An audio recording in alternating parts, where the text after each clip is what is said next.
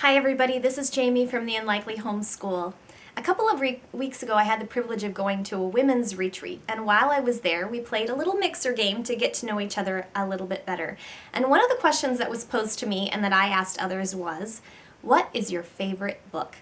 Now, if you're a reader of my blog, you know that I love books, all books, and to come up with one particular answer, a quintessential book that is my all-time favorite was next to impossible for me, because I have a lot of favorites. I have favorites in different genres and categories, and I get asked a lot of questions on my blog for book recommendations, and I thought it would be kind of fun to make a video today for you, sharing with you some of my favorites of all time.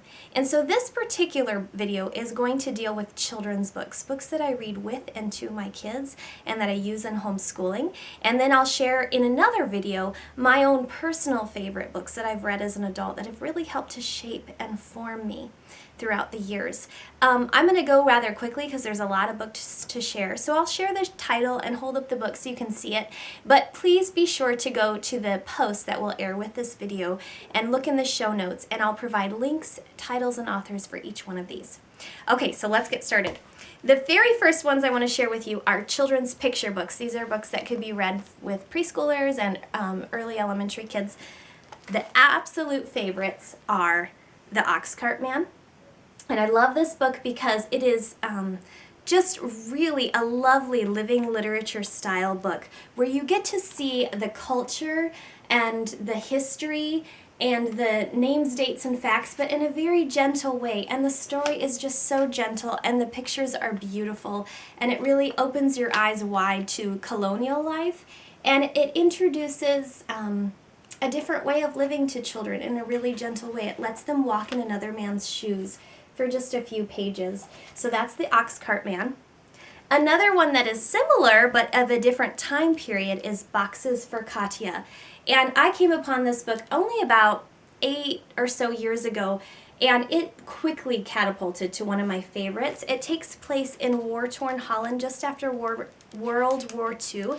And I always read this book with my kids every year when we do Operation Christmas Child, because the thrust of the story is that a little girl in America is writing to a girl in Holland that has suffered the tragedies of war and doesn't have a lot of the luxuries that kids in America have. And they write back and forth and the little girl in America sends packages to this young girl in Holland. So it's a great story to really encourage a lot of empathy and compassion in your kids.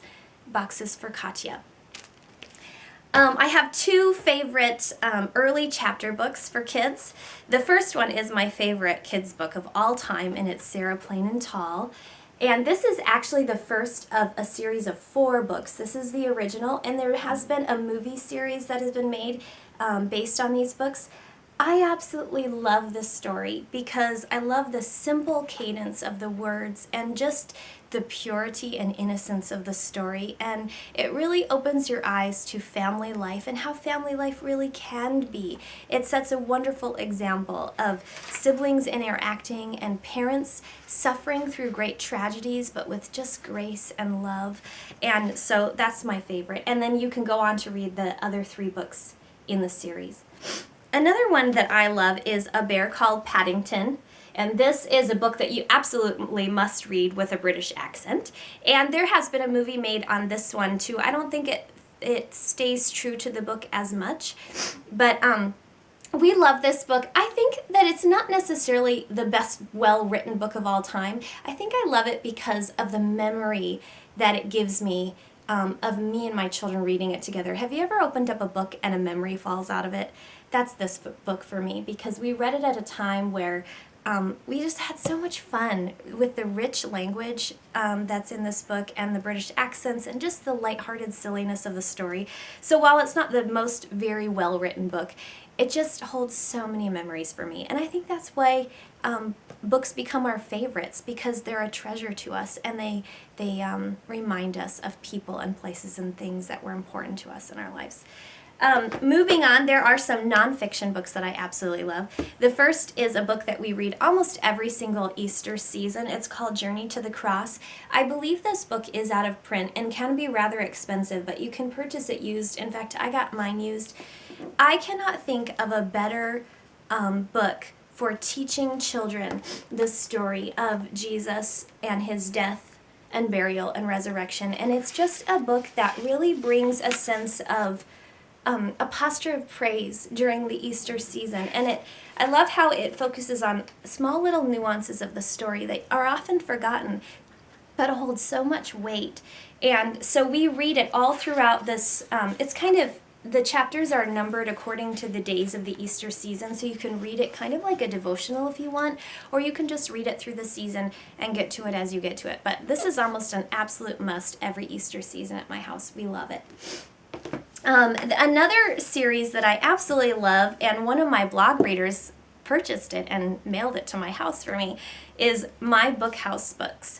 And this is an old series. I believe it was written at the turn of the century, maybe in the early 20s, and has been republished. It's kind of gotten a nice little resurgence of popularity. It's a series of 12 books, and each book gets consecutively more difficult, and the stories are for older and older children. It kind of grows with your kids.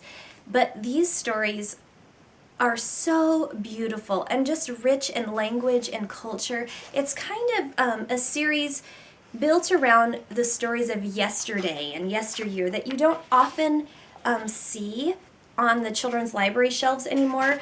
I'm thinking of The Three Little Bears and The Ugly Duckling, and a lot of international stories that you might not be familiar with, but just that have such an innocence and a rich language. Some of the older volumes, the 10, 11, and 12, are more simple biographies and actual excerpts from more famous larger works like Shakespeare, and some more famous stories that are just compilations together. But I really highly recommend this series. If you can get a hold of one, used or new, it's well worth it.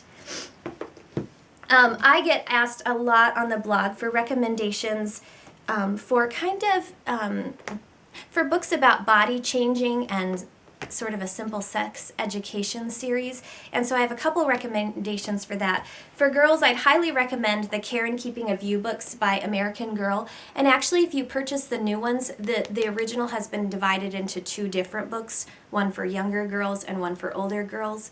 But it's a color illustrated book with a lot of nitty-gritty about keeping your body clean and all the different body changes that will be happening. I won't show some of the more graphic pictures, but everything that a girl would need to know to keep herself clean and healthy during sort of a difficult time in her life, puberty.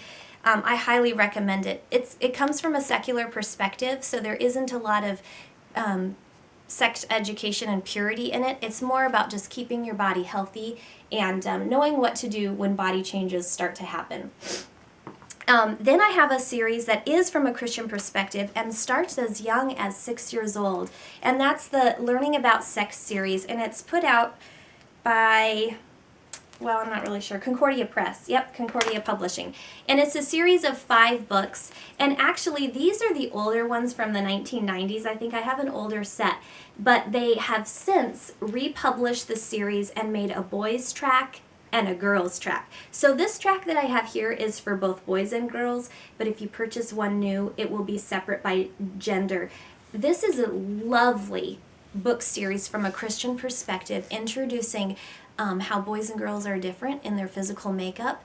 And then it goes into how babies are made, how your body is changing. And then as you get into some of the older ones, it is about sex and about purity and some of those more difficult topics of conversation regarding all of that. So the very first book starts at age 6, and it just talks about how boys and girls are different, both emotionally and physically, and it's very simple and it's very gentle. So that's from Concordia Publishing, and I highly recommend this series.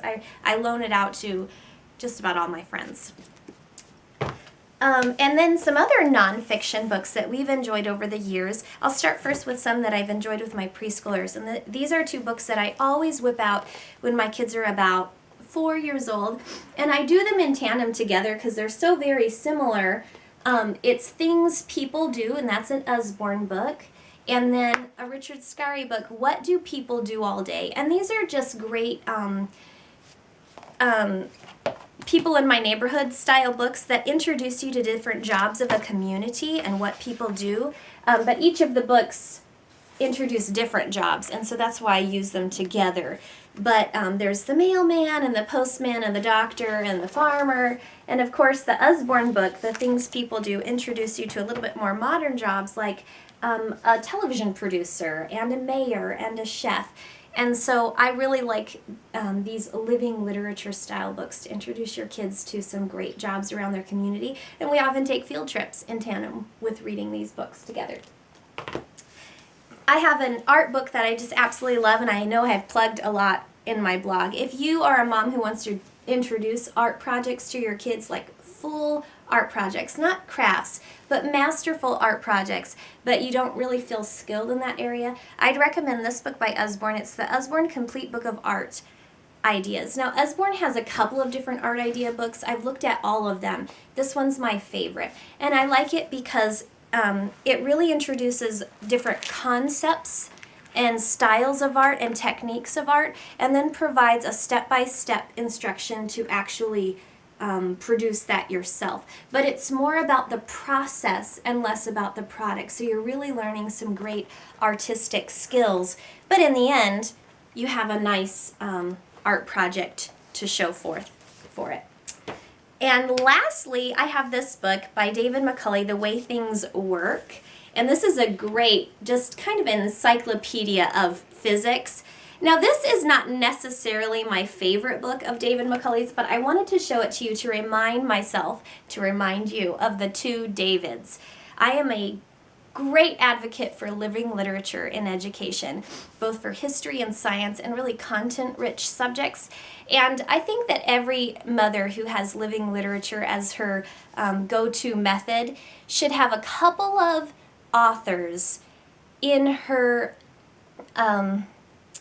pocket to whip out whenever she needs a great history book or a science book. And so I have these two authors. I call them the Davids because they both start with David. There's David McCulley, and he's my go-to author for anything to do with physics and